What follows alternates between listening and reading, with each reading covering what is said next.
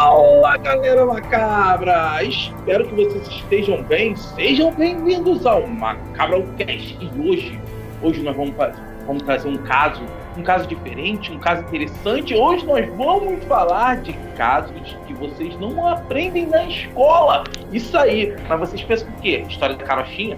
Não. Histórias bizarras, verídicas que aconteceram aqui, nesse país que a gente tanto ama. Isso aqui no Brasil. Histórias que vocês nunca ouviram falar, que vão arrepiar até os cabelos da sua nuca. Olha, deixa de ser safadinho, isso aí. E quem hoje? Cara, hoje nós temos convidados especiais. Hoje nós temos pessoas diferentes que vai apresentar hoje aqui com a gente o MacabraCast. Antes de mais nada, eu queria falar para vocês que agora eu sou escritor da revista 66. Isso, eu fiz um pacto com o Satanás, com certeza. E lá eu vou escrever, eu vou falar sobre enigmas macabros, casos comprovados pela ciência, comprovados pelo governo, só que não tem explicações, casos mundiais. Então segue lá, revista @66 no Instagram, tá liberado, e a partir do segundo episódio eu começo a escrever. Segue a gente lá, galera. E hoje, ela que é uma apresentadora também do YouTube, ela que também tem um canal no YouTube, ela que falava de filme e agora tá fazendo uma coisa completamente diferente que vocês vão conhecer agora. Cami, dá um oi pra galera, Cami! Oi, gente, tudo bem com vocês? Primeiramente, muito obrigada pelo convite. Hoje a gente vai falar de histórias aí macabras, assustadoras do nosso querido Brasil. Eu tenho certeza que vocês vão adorar as histórias aí macabras. Isso aí. E outra, essa aqui demorou um tempo para eu trazer, porque ela era uma pessoa difícil de vir, ela se esgueirava de um lado e do outro, ela é escritora, ela é louca, um dos contos mais macabros que tem na antologia Mais Amei Você. Ela é escritora, ela é atriz, ela também desenha pra cacete. Érica, dá um oi pra galera! Hello, galera, tudo bem? Boa noite, bom dia, boa tarde. Hoje a gente vai ter umas histórias aqui bem bizarras, acho que vocês vão curtir. São coisas muito feias que aconteceram, mas a pauta aqui está muito interessante. Obrigada pelo convite, gente. Isso aí. E ele, claro, não pode deixar de vir aparecer aqui. Ele que é uma lenda urbana, não. Ele que, na verdade, é uma lenda do folclore brasileiro. A mãe dele falou que eles não nasceram no Amazonas, mas isso é mentira, porque ele é o filho do Boto Anderson. Dá um oi pra galera! Fala, família macabra. Mais um programa de histórias sinistras agora, made in Brasil. E a única coisa que eu tenho para falar para vocês é que hoje o circo vai pegar fogo, literalmente. Isso aí, galera. É escolhido a dedo. Espero que vocês gostem. E já vamos começar com o pé na porta, falando sobre o Holocausto brasileiro. Realmente teve isso aqui, uma coisa bem triste e bem bizarra. Érica, fala pra galera o que foi o Holocausto brasileiro. Bem, o Holocausto brasileiro teve em duas regiões, né? A que eu vou contar agora foi em Barbacena. Foi uma das maiores tragédias que teve no Brasil. Muita vergonha. Que era o quê? Foram abertas 7 instituições em Barbacena. No começo tem uma delas que se chama Colônia. Ela era para ser tipo um spa para os ricos terem, né, que estavam meio estressados, ter um lugar cheio de árvores, toda aquela coisa bonita. Só que aí eles viram que poderiam mandar pessoas realmente que tinham, né, que eram diferentes. Alguns realmente tinham alguns problemas mentais, mas 70% das pessoas que foram mandadas pelas famílias, elas não tinham nada de problemas mentais. Ou elas eram homossexuais, ou eram índios, negros, mendigos. E muitas das famílias, quando tinha uma filha, por exemplo, que tinha engravidado fora do casamento, era mandada para lá, para ter o filhinho lá, e lá ela ficava, e a criança, ninguém sabe aonde ia parar. Essa é uma das atrocidades. O pessoal passava frio, fome. Tem até aqui uma curiosidade: o Guimarães Rosa, ele trabalhou lá em 1933. Ele falou que lá era o trem dos loucos, porque o pessoal chegava de vagão, igual o Holocausto que teve em Auschwitz. Pode falar, gente. E o que acontece? Foi estimado em torno de 50 a 80 mil mortos. As pessoas eram largadas lá, sem roupa, não tinham colchões, então botavam mato para a pessoa. Não tinham que beber, eles bebiam esgotos. Tem uma foto famosíssima que o Anderson vai botar aí, de uma criança deitada com as moscas em cima. E tem um livro que, depois o livro que é o Holocausto Brasileiro, e assim, foi uma atrocidade sem nome que foi feito, sabe? Pegou todos os excluídos, largaram lá e botaram para morrer. Hoje, esse antigo hospital virou até um museu para se lembrar de tudo que foi feito lá. Vocês têm que ver as fotos. As mulheres eram maltratadas, eram estupradas pelos internados e também pelos carcereiros. Elas eram estupradas. Então tem várias crianças nascidas lá, que são as crianças de Barbacena. Só coisa horrível, horrível. Realmente é um caso que nós temos que ter vergonha. E eu pergunto para você, Cami, você já ouviu falar? Você já conhecia? Então, eu conhecia por conta do livro e, se eu não me engano, tem um documentário também. No YouTube o documentário. Sim. Eu não cheguei a ver, mas eu acho que eu sabia dessa história um pouco por cima, mas a gente já vê o que acontecia lá, né, na Alemanha. Imagina aqui, que é uma, querendo ou não, né, é uma estrutura um pouco pior, né? Vamos colocar assim. Mas, nossa, outro dia eu vi uma entrevista de um sobrevivente Ele morava na Romênia e ele veio para o Brasil, enfim, quando ele era pequenininho, é um senhorzinho já. E, gente, ele falando, eu fiquei super emocionada, porque ele descrevia, assim, cada monstruosidade que a gente não tem noção. Eu acho que a gente não tem noção do que aconteceu, nem se a gente ouvir, ou nem se a gente tentar imaginar. Eu acho que a gente nunca vai ter uma noção do que foi isso. Imagina aquilo. Isso aí, sem querer politizar, me lembra muito uma frase de uma criatura que eu evito citar, que diz o seguinte: os excluídos, ou eles se curvam, ou eles somem. Então, é praticamente o que aconteceu. Porque eram só os excluídos que eram mandados para lá. Eram homossexuais, eram negros, eram mendigos, eram mulheres grávidas, era tudo que a sociedade falava, não, isso aqui não serve pra gente, vai morrer em Barbacena. Era mais ou menos isso. E Anderson, você conhecia? Qual é a sua opinião sobre esse caso? Sim, esse caso eu conhecia, sim. Apesar de não ter visto esse documentário, eu vou até procurar. É um caso, cara, chocante. E se você... Não precisa muito não, gente. Não tem o livro. Joga no Google. Lá, Holocausto Brasileiro, Barbacena, Minas Gerais, para você ver as fotos que você vai... que são sinistras. É um campo de concentração, literalmente, assim. É muito sinistro as paradas. É bizarro. É coisa que normalmente na ficção até a gente vê, mas você saber que na vida real acontecer uma parada desse nível assim, cara, é surreal mesmo. E uma outra coisa também, outra informação recente, que já fazendo, sem querer fazer um jabá, mas fazendo aqui, na Globoplay entrou uma série chamada A Colônia. Agora, esse ano, ela adapta exatamente esse livro do Holocausto Brasileiro, só que a história se passa ali por volta de 1970, mais ou menos, que ele começou antes, né? A atuação desse local foi bem antes, mas essa história se passa ali por volta dos anos 70. Aí quem tiver interesse também de dar uma olhada, são 10 episódiozinhos lá de 30 minutos, e é bem interessante também. Pega bem a vibe do que o livro fala ali. E, Érica, você estudou, você deu uma olhada nisso aí. Qual é a sua opinião sobre esse caso? Minha opinião, coisa mais horrível, né? Assim, totalmente desumano. Assim. Como que a gente pode imaginar que no Brasil ia ter uma coisa muito horrorosa dessa? E que existe gente tão ruim que faz esse tipo de coisa com semelhante, né?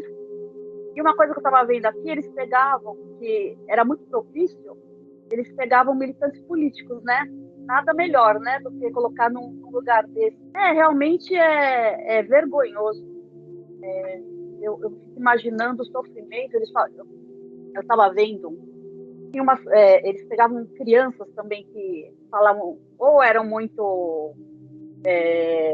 tinha algum problema mental ou não, porque às vezes era muito sapeca mesmo, e eles colocavam até numa outra instituição que era perto da colônia. Eu estava vendo o documentário, uma mulher falando que quando ela foi para lá criança, que os pais dela abandonaram ela para lá e que ela tomava eletrochoque, que ela tomava umas injeções desse tamanho, ela criancinha. E ela falou quase chorando, ela falou assim, mas mesmo assim eu sinto saudade do meu pai e da minha mãe. Eu lembro tanto do meu quarto.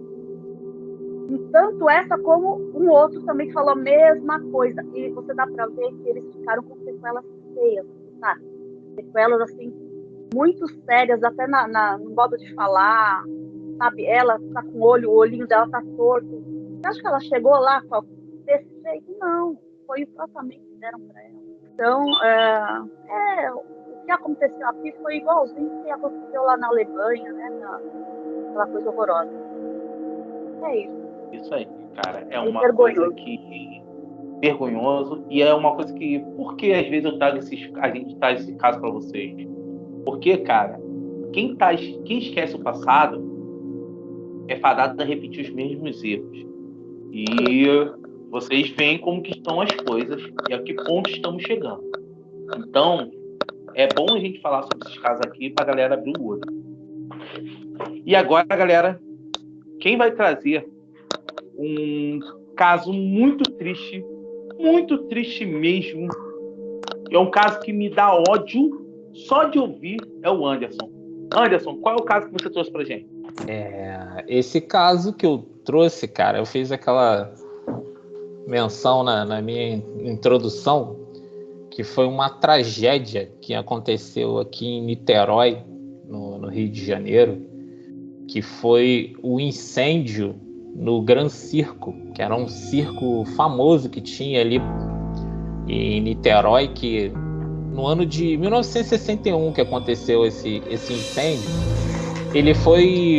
Esse circo ele estava numa praça do Expedicionário. Quem é de Niterói e do Rio que acompanha o programa vai sacar. Esse circo, cara, ele se instalou ali na cidade, começou a panfletar, montaram todo aquele circo, tal, bonito, maravilhoso. E no panfleto, que era, não é o fly, panfleto, né? Cada um conhece de uma forma, tinha lá o anúncio falando, vem assistir o circo, tal, porque o circo com a tecnologia maneira, porque a lona é feita de um material de nylon, tal, fazia toda uma propaganda, assim, que era um circo bem feito, bem equipado, impermeabilizado com não sei o que. Aí o público falou, então deve ser um circo grande, né? Porque o cara tem uma estrutura boa, é um circo bonito, vistoso ali. E o que aconteceu? Um cara que trabalhava lá era conhecido como Dequinha. E ele foi um dos 50 trabalhadores ali que foram contratados para montar toda aquela estrutura ali. O dono desse circo, no caso, era o Danilo Stevanovic, o nome dele. E ele contratou essa mão de obra, tal, o pessoal montou outra. Só que esse Dequinha, no segundo dia que ele estava sendo feito serviço, ele começou a dar muito problema com as pessoas, ficar se desentendendo, até o ponto que decidiram mandar ele embora, dispensar ele. Isso só com 2 dias de trabalho. Aí, o que aconteceu? O Dequinha voltou lá para tomar uma satisfação. Por que você fez isso comigo? Não sei o que, pau. E ele se desentendeu com um outro cara chamado Maciel Felizardo, que era funcionário do circo, né? Que era fixo. E após eles baterem boca lá, tal, deu a demissão, tal. E o cara ficou com tanto ódio que aí vem a parada mais sinistra da história. Ele teve a grande ideia de tacar fogo no circo, literalmente, no dia da apresentação. Uma parada surreal. Ele arrumou 2 comparsas que... O pior é isso, o cara quando quer fazer o mal junta, né? Porque ele ainda conseguiu 2 pessoas para ajudar ele. Eles levaram gasolina lá pro local, tal, e na hora que o circo ia começar a apresentação, abarrotado de gente, o infeliz vai lá e me taca fogo no circo. Entendeu? O circo, segundo as informações na época, tinha atingido a lotação máxima dele. 3.000 pessoas estavam lá dentro. Olha o tamanho para caber 3.000 pessoas lá dentro. Faltando apenas 20 minutos para acabar, o pânico começou quando o cara tacou a gasolina. E o nylon, todo mundo sabe, ele queima, ele é um tipo de plástico, um material que ele é impermeável, ele é bom, mas ele é muito vulnerável ao fogo, ele é inflamável. Entendeu? E o negócio pegou fogo, começou aquele auê todo, aquele pânico. E as pessoas ali perto, e estava tendo uma apresentação com um elefante, né? Num picadeiro lá. O elefante viu fogo, meu filho. Não pensou 2 vezes, estava desembestado. Atropelou a gente, pisoteou, mas para sorte de todo mundo que estava ali, isso ajudou com que eles saíssem, porque ele conseguiu, o elefante conseguiu arrebentar a lona para sair, né? Essa lona. Então foi por onde todo mundo começou a escapar, porque naquela época, assim, as questões técnicas da parte de incêndio, que tem que ter isso, tem que ter uma saída, igual a gente vê em cinema, teatro, tem que ter um extintor, não sei o quê. Isso o pessoal meio cagava, isso é 1961, cara, é muito lá atrás. Eu sei que nessa brincadeira aí, gente, no local morreram exatamente 372 pessoas, só na hora. Ainda teve um monte de gente queimada que foi parar no hospital e esse total de mortes chegou a 503 pessoas. Morreu mais gente do que o incidente da Boate Kiss, que é um incidente recente, né, que todo mundo lembra, e aquele clássico incidente que todo mundo fala, que é do edifício Joelma, né, também, né, que é um que é bem conhecido. Então, esse caso do Gran Circo é o maior caso de vítimas em um incêndio, entendeu? E a polícia começou a investigar o caso, que até então poderia ter sido uma coisa acidental, mas não foi. Eles descobriram quem era o cara, quem era o comparsa do cara, que era um tal de José dos Santos, vulgo Pardal, e o outro Walter Rosa, que tinha um apelido de Bigode, né? Que se juntaram ali para começar essa vingança aí. E deu esse problema todo. E isso teve uma comoção tão grande, esse caso chamou tanta atenção da reportagem, que o presidente João Goulart, que era o presidente da época do Brasil, ele foi para Niterói, cara. O presidente da República saiu de Brasília e foi para Niterói para ver o que precisava ser feito lá. De tamanha foi essa repercussão, porque até então nunca tinha acontecido algo desse tamanho. Entendeu? E o negócio tomou uma proporção maior mundialmente. Isso começou a sair lá fora.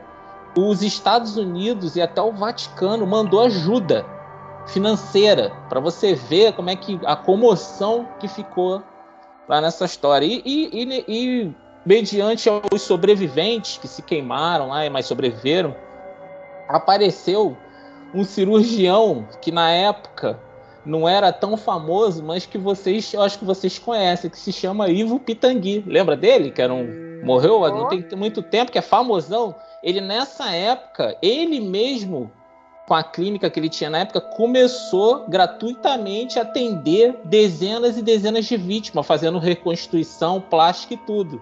Foi a partir dali, isso foi meio que um marketing para ele. Eu não sei se ele fez com essa intenção, não tem como a gente saber.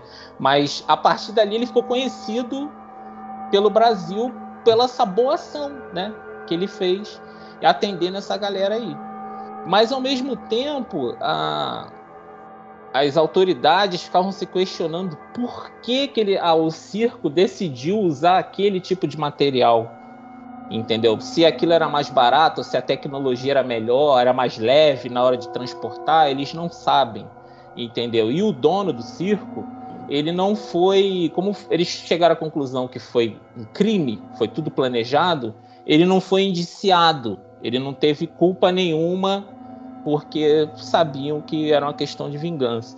E o resumo dessa tragédia monumental é que naquele mesmo ano, em dezembro de 61, os 3 acusados conseguiram ser presos, foram presos pela polícia, e quando foi em outubro do ano seguinte, eles receberam a condenação.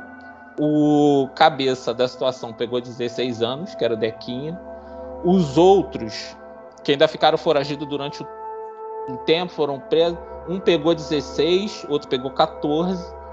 E, cara, infelizmente é um caso assim que pelo menos eles foram pegos, porque como a gente costuma ver na televisão aí, né?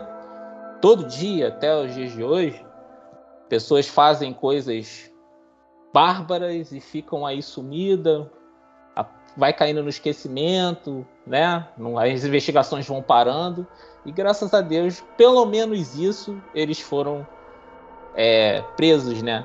Mas mesmo assim, as autoridades meio que não aprenderam como lidar com essa questão de segurança em locais fechados, né?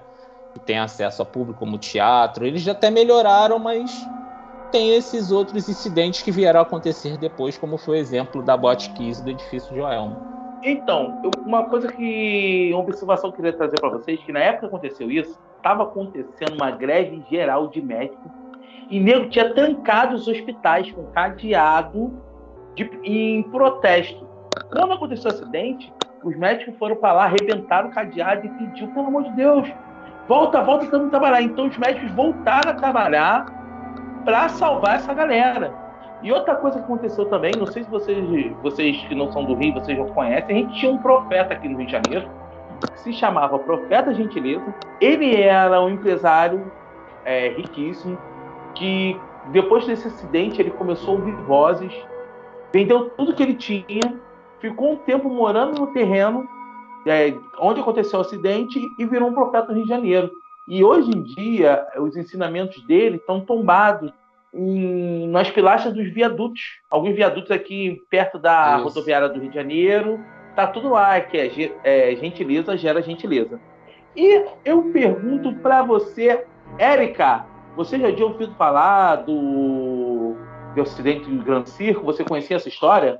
Nunca tinha ouvido falar. Isso aí eu não sabia, não.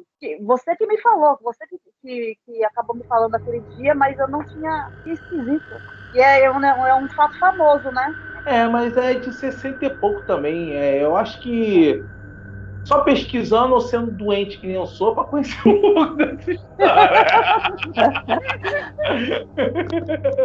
Eu sou meio maluco dessas coisas.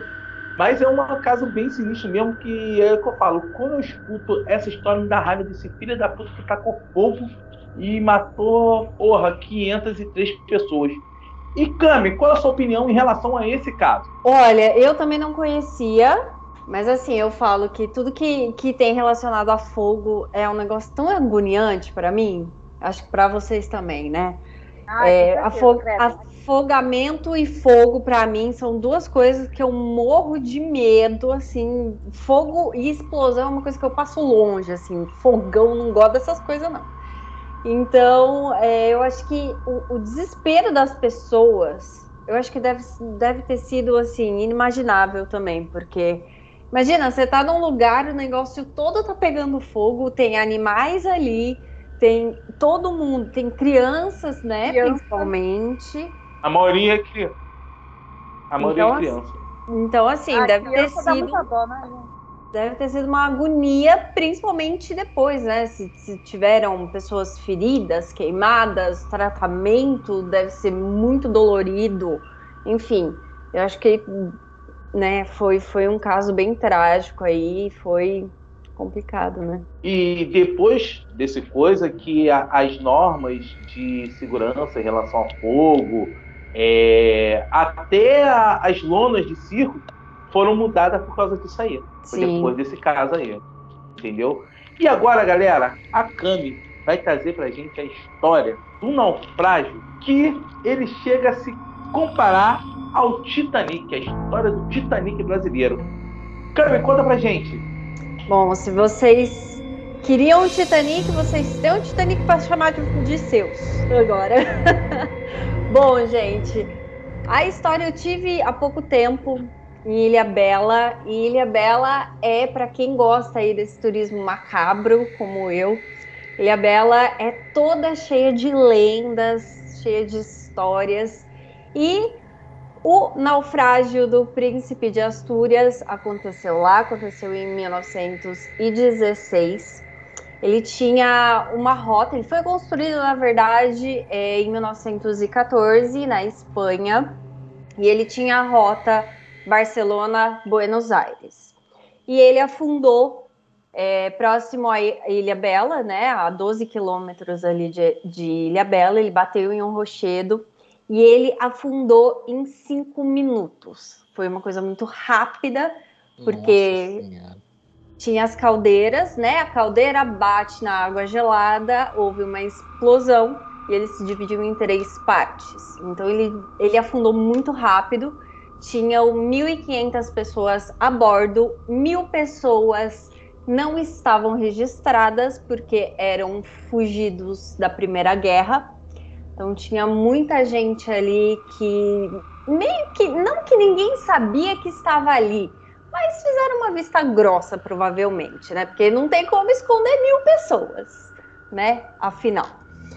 E aí você pergunta, se ele estava indo de Barcelona a Buenos Aires, ele estava na 6ª viagem para Buenos Aires, como é que ele, né? Como ali, Ilhabela, né? Ele carregava muito ouro, muitas joias. E aí dizem as pesquisas ali, os pesquisadores que ele atracou em Ilhabela. Eles passaram as joias durante a noite, enquanto todo mundo estava ali dormindo. Os tripulantes passaram as joias e o ouro para um outro navio. E na hora que ele saiu de Ilhabela, ele bateu num rochedo e aí causou o naufrágio. E é um negócio muito complicado, porque assim, depois disso, ninguém mais viu o capitão do navio. Depois que atracou, depois que ele saiu, na hora do naufrágio ali, ninguém viu o capitão. Disseram ali, as pesquisas também, pesquisadores disseram que ele teria se suicidado na hora que ele viu que o navio tinha, né, batido ali nas rochas. Mas, enfim, morreram muitas pessoas. Em Ilhabela tem uma praia chamada Praia da Caveira, que tem esse nome porque depois de um tempo todos os corpos ali foram parar nessa praia e dizem ainda que encontram alguns esqueletos por ali. E eu peguei também um relato de um mergulhador, que é o Clécio Mairink, tá no site Brasil Mergulho, que ele foi mergulhar, foi conhecer o naufrágio, né? Porque ainda tem a carcaça ali do navio.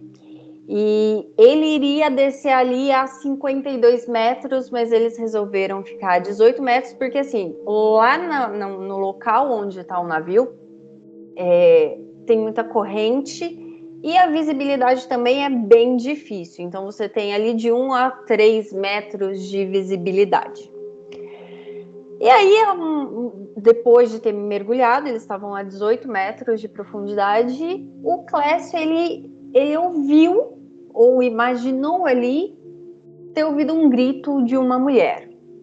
Ele ouviu esse grito 3 vezes. O colega dele, né, a dupla de mergulho dele, não ouviu, né? Enfim, aí ele voltou para o barco e ele diz que ele não queria mais voltar nesse naufrágio, ele não queria visitar. Eles não conseguiram ali ver muito bem, né? Porque a visibilidade estava difícil. E aí ele falou que ele foi convidado por um outro amigo dele para voltar para esse navio, acho que 10 anos depois aí da primeira experiência. E ele falou que no dia começaram a acontecer coisas estranhas, cilindros de ar não estavam funcionando, o carro de um quebrou, o outro foi para o hospital por conta de uma fratura no braço, enfim, deu tudo errado e eles não mergulharam. E ele falou, eu não vou mais, não adianta.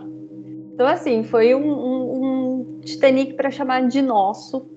Uma experiência, eu tive, como eu já disse, em Ilhabela, eu estava contando aqui para o pessoal, eu tive em Ilhabela em junho, e um pessoal de lá contou essas lendas para mim também, contou outras lendas da ilha, que tinha bastante bordel por lá. É uma ilha que foi vítima, né, de muita pirataria também, naquela época. Então, assim, para quem gosta dessas histórias e dessas lendas, assim, lá é o lugar. Cara, é muito, muito sinistro mesmo. Eu, quando estudei um pouco do Príncipe da Astúria, cara, eu fiquei, assim, horrorizado, porque o pessoal que estava escondido, que estava vindo, morreu todo mundo. E os participantes, os tripulantes, morreu um total de, se eu não me engano, foram 1.320 pessoas. Sobreviveram 180 pessoas sobreviveram. Então, foi contando com os que estavam escondidos, 1.320. Sim. Exatamente isso, cara. E chegou próximo ao Titanic. O Titanic morreu 1.500 e pouco. Então, a diferença de menos de 200 pessoas para o Titanic, que é um dos naufrágios mais conhecidos do mundo. E você vê o descaso, né, cara? O pessoal do porão, o cachorro, morreu, o nego nem para falar que tinha. E muita gente que morreu ali, o pessoal não tem nem noção de quem era. Sabe? Era só um pessoal vindo de lá para cá, imigrante, e morreu sem saber, e ainda com essa suspeita que foi a própria tripulação que assaltaram eles e pode ter forjado esse assalto, né? Forjado esse naufrágio. É uma história muito sinistra. E, Érica, você conhecia o Príncipe da Astúria? Tinha ouvido falar, mas eu não sabia que tinha tido essa proporção aí de tanta gente morta, não. É muito sinistro mesmo. E, Anderson, o que você tem para falar sobre o Titanic brasileiro? Mais uma vez mostrando que segurança não é importante, né? Cara, eu vou falar um negócio com muita sinceridade. Eu tenho certeza que esses 1.000 a mais pagaram para estar ali porque eles estavam fugindo de uma guerra, cara. Tá? Com certeza. Era a guerra de 14, se eu não me engano. Primeira Guerra. Aí o que acontece? Eles deram ouro, deram o que tinham, como a gente já viu até em filmes, né?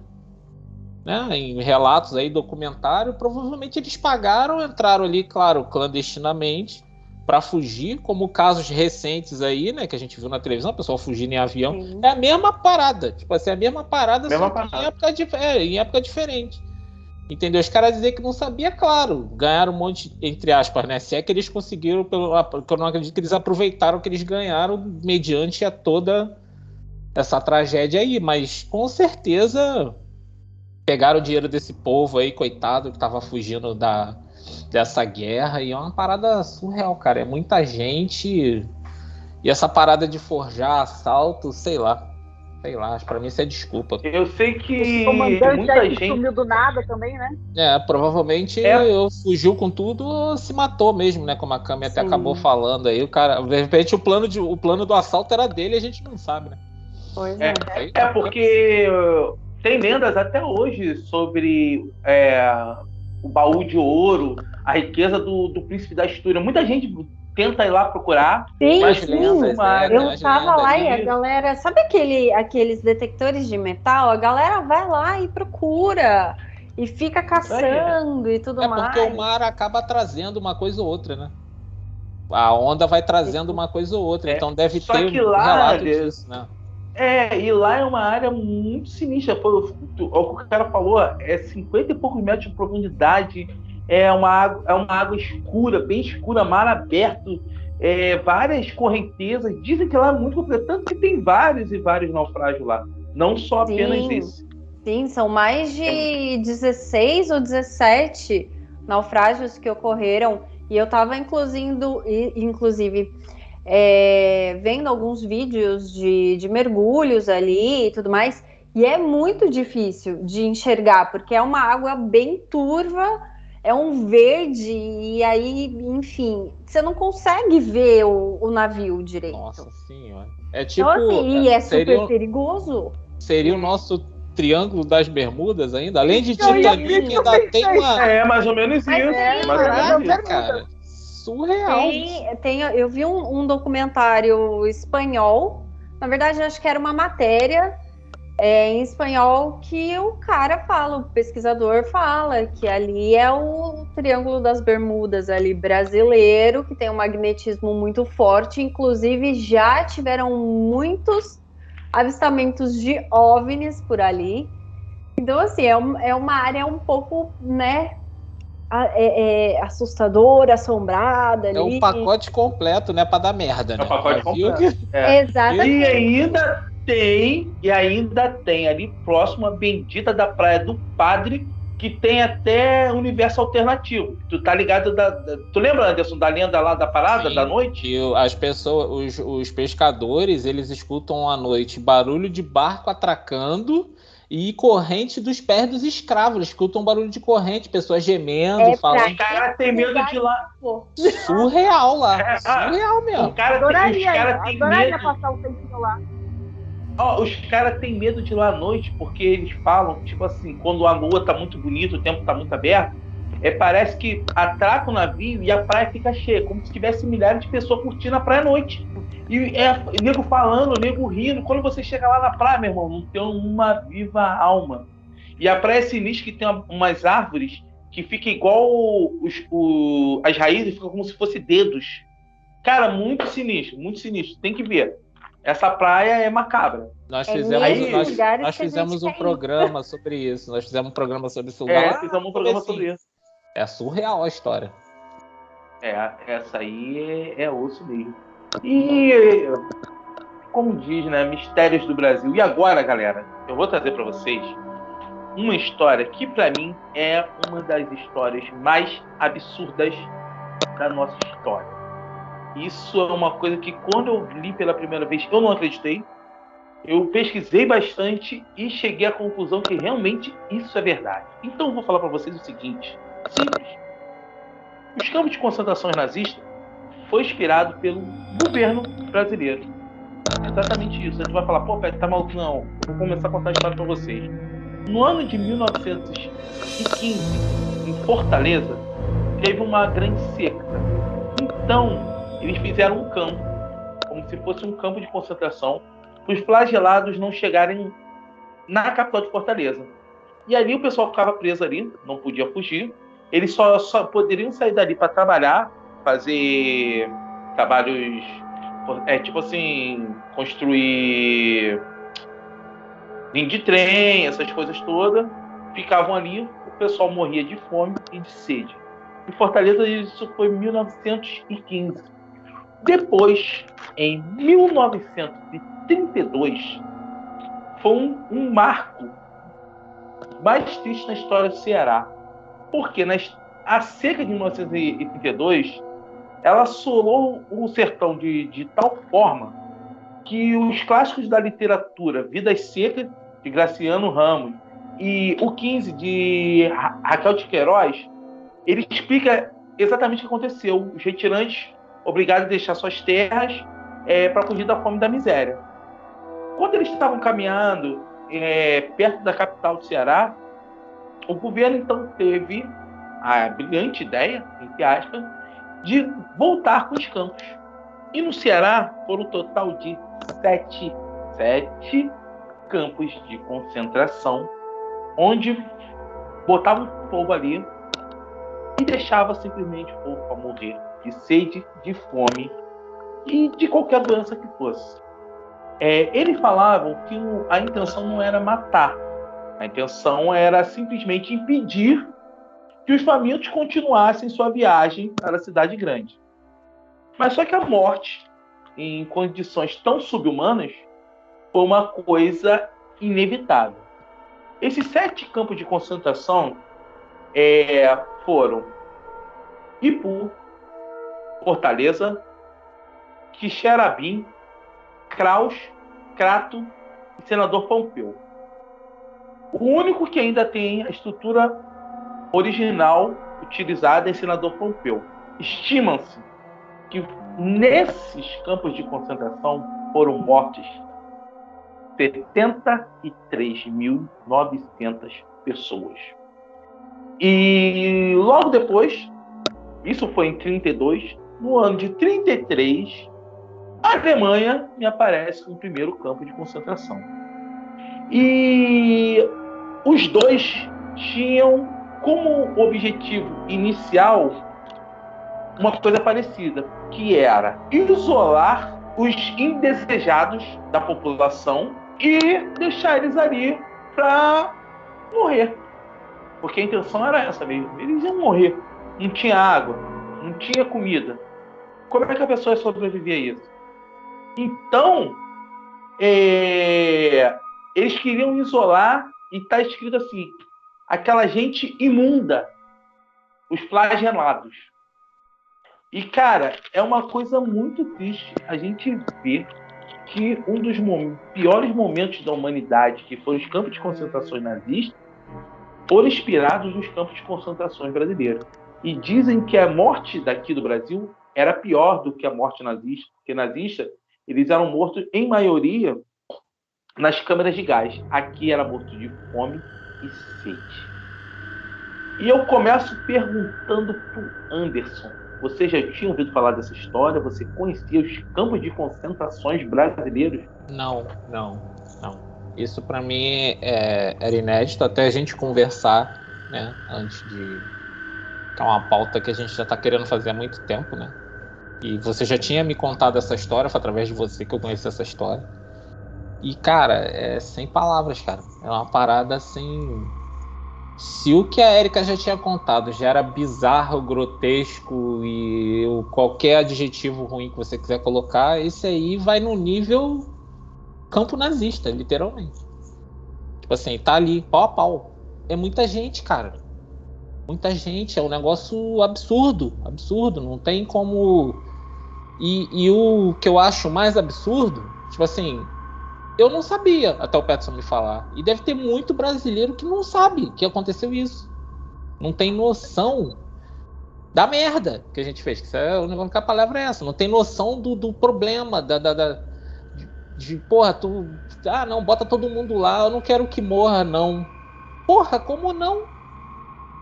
Numa situação dessa, tipo assim, a minha intenção não é que ele morra, mas morre. Porque, porra, não dá, cara. É sinistro demais, cara. É uma maldade que não tem como explicar. Tipo assim, você não tem palavra para verbalizar o nível de maldade, de sadismo. Que com a pessoa idealiza uma parada dessa e falar que tava de boa intenção. Porra, boa intenção, o inferno tá cheio, né? Pelo amor de Deus. Mas aqui é o inferno. Isso aí. E, cara, tem um relato de um cara que falou que quando pegava os corpos e jogava, sabe, milhares de, assim, muitos corpos. Então tinha um cara que tava dormindo, magrinho, com fome, ele quase não se mexia. Jogaram o cara lá e ele começou a gritar, pelo amor de Deus, me tira daqui, eu não tô morto. E jogaram o corpo em cima do cara. O cara desesperado saindo daquilo ali, sabe? E esse relato marcaram muita gente. E nem, caraca, sabe? A pessoa morreu. E aí a coisa que você pensa assim, cara, para não morrer essa pessoa, era você dar um copo d'água e um prato de comida. Eles morriam porque não tinham um copo d'água e um prato de comida. E, Érica, esse aí eu sei que tu deu uma estudada. O que você tem a dizer sobre os campos de concentração brasileiros? Então, esse daí, você acabou de falar de Fortaleza, né? É isso? O Ceará e o de Fortaleza. Esse daí eu não tinha ouvido. Eu ouvi falar muito, e até uma época eu tinha lido sobre, era o de Barbacena. Tanto, olha a coincidência hoje eu atendi uma cliente que ela é mineira. E não sei por que a gente tocou nesse assunto, que ela falou justamente de Barbacena. Ela falou assim, Érica, Barbacena lá é conhecida como a cidade dos loucos, e ela começou a contar exatamente o que eu tinha estudado esses dias e que eu tinha lido ano passado. Ou seja, é super verdade, né? E olha só um negocinho de Barbacena, que coisa horrível. Quando as pessoas morriam e não tinham lugar para enterrar, os funcionários vendiam os corpos para a faculdade de medicina. E se o corpo não prestasse para nada, eles dissolviam em ácido. Nossa senhora. Pra você ver assim, o ser humano não vale nada, né? Isso eu tinha ouvido já. Isso eu já tinha ouvido em algum lugar, acho que foi em algum documentário que eu vi. É, e Péssimo. os cemitérios já não tinham mais onde enterrar, né? Então, o que eles faziam? Dissolvia em ácido e a família procurava para saber, não estava nem aí. Era algo indesejado, né? Olha o absurdo o que é a humanidade, a que ponto que a gente chega, né? Esse do Ceará, eles tiveram que fazer aquelas valas comunitárias, que nem foi feito na Alemanha mesmo. Aí jogava milhares de pessoas na vala, aquela vala rala, que o próprio pessoal cavava, obrigava os coitados presos cavar a vala e jogar os corpos ali. E, Cami, você conhecia, já tinha ouvido falar dos campos de concentração brasileiros? Não, estou um pouco chocada. Estou um pouco. É o que eu sempre falo. Se uma situação é ruim, ela pode piorar. Ela vai piorar.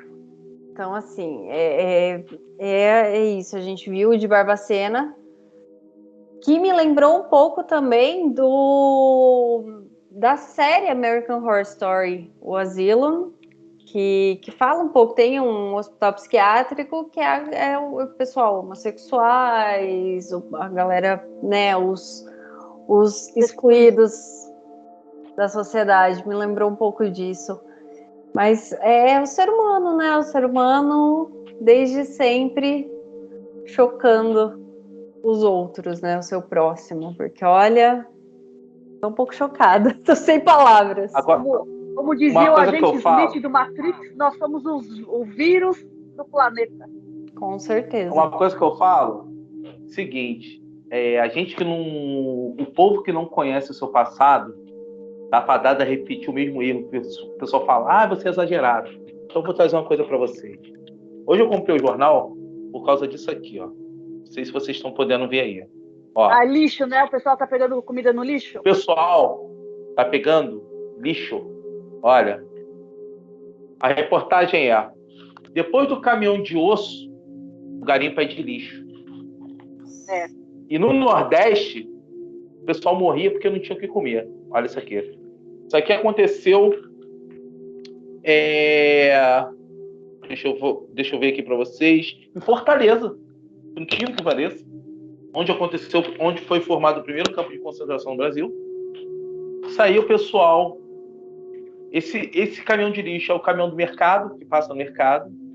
Eles jogam lixo no caminhão, o povo vai e pega. Eu vi uma reportagem aqui no Rio de Janeiro, um caminhoneiro chorando, desesperado, porque o povo estava pedindo o resto da carne que é utilizada para fazer sabão, que é carne podre. Ele falando, gente, pelo amor de Deus, isso é carne podre. O pessoal, a gente tá com fome. Eles pegando a carne podre, com ossos, para fazer para comer em casa. É isso aí que a gente chegou. Entendeu? Isso aí acontece com um povo que não conhece o passado.